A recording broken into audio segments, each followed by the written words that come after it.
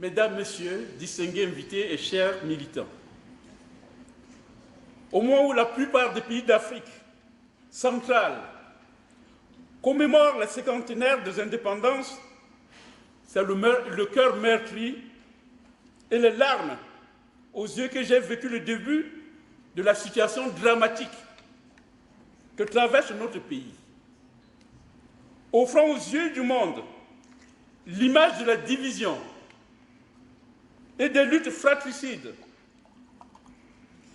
des aspects à la contradiction avec les valeurs d'amour, de paix et de tolérance djihadi incarnées par la République centrafricaine.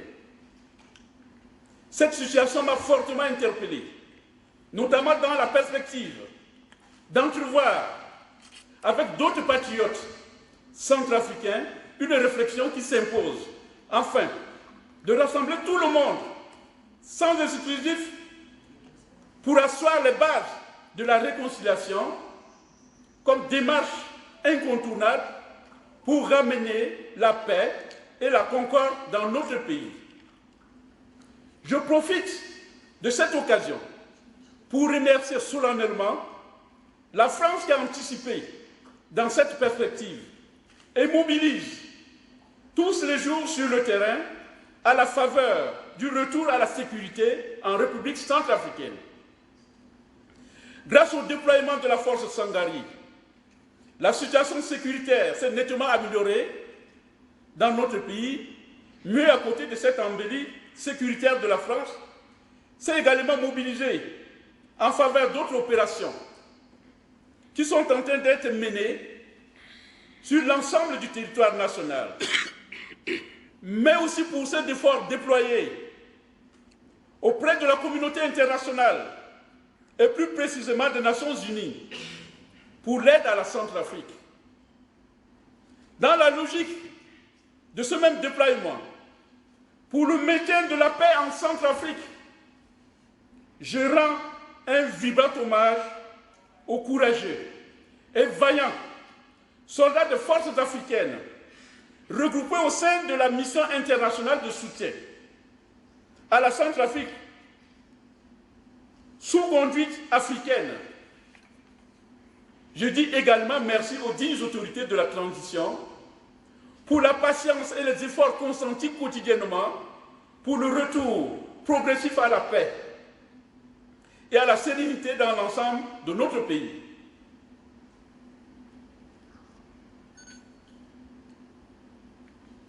Ma profonde gratitude va aussi à tous dignitaires religieux, ici présents en vos différents titres, distinctions et qualités. Je pense particulièrement à l'archevêque de Bangui et l'imam de la communauté islamique de Centrafrique pour les efforts déployés, souvent au péril de leur vie respective, pour amener nos concitoyens à la raison afin d'éviter le pire. Je ne saurais oublier l'ensemble de la presse ici présente pour la disposition, le professionnalisme et le discernement dont elle a toujours fait preuve dans la pertinence des informations relayées sur la situation en Centrafrique. Si elle n'avait pas montré avec insistance les atrocités, la communauté internationale n'aurait pas répondu à l'appel d'urgence qui s'imposait en Centrafrique. Permettez-moi, afin de remercier tous ceux qui ont œuvré, de quelque manière que ce soit, de près ou de loin, pour le retour de la paix en Centrafrique. Ils ont semé pour la paix. Ils ont œuvré pour l'humanité. En effet, les Centrafricains sont tous des frères et sœurs, unis par le même sang et condamnés à vivre ensemble. D'où cet appel urgent et solennel que je formule à l'endroit de tous ceux qui sont partis dans le désespoir de revenir en Centrafrique, mieux d'être disposés à oublier et à regarder vers l'avant. car l'avenir de la Centrafrique est devant nous. Dans cette logique, qu'on soit Séléka ou anti-Balaka, l'heure n'est plus aux querelles ou aux récriminations, l'essentiel consiste à se donner la main pour l'avenir, car demain est plus important.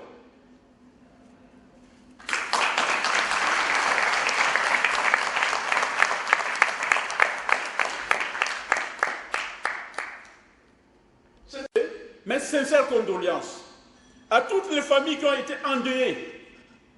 Que ces familles sachent aujourd'hui que tous leurs membres qui sont morts restent dans nos cœurs et ne sauraient être oubliés, car chaque Centrafricain qui tombe est une grosse perte pour tout le pays. Mesdames, Messieurs, distingués invités, chers militants, en dépit de toutes les différences qui nous ont souvent opposées, malgré nos différences soit confessionnelles, la Centrafrique a toujours su préserver la paix et la concorde nationale grâce à notre longue histoire, tradition de tolérance, de fraternité et de pardon. Tâchons de préserver cet héritage, sachons pardonner, sachons nous ressaisir, sachons nous mettre sur la voie de la réconciliation et de la reconstruction. En vous présentant officiellement l'Union nationale pour la démocratie et la paix, nous nous inscrivons dans la logique de combler les attentes d'un avenir meilleur. Formulé depuis l'accession de notre pays à l'indépendance, mais jamais réalisé. Voici donc venu le temps de la rupture pour effectuer un saut qualificatif nous permettant de révolutionner notre destin. C'est le moment de se relever pour emprunter une nouvelle destination, faite prioritairement d'espoir en un lendemain meilleur.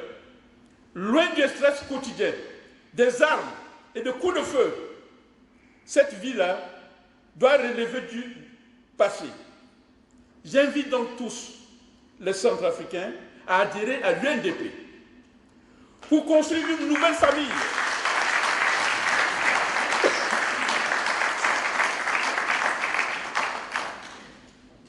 Évoluons fraternellement vers une vie équitable.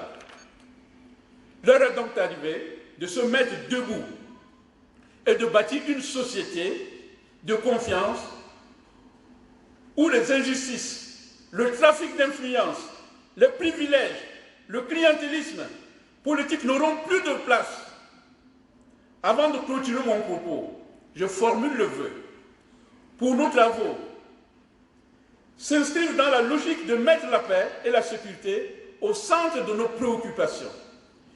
Merci pour votre patience et très aimable attention. Vive l'UNDP, vive la République centrafricaine.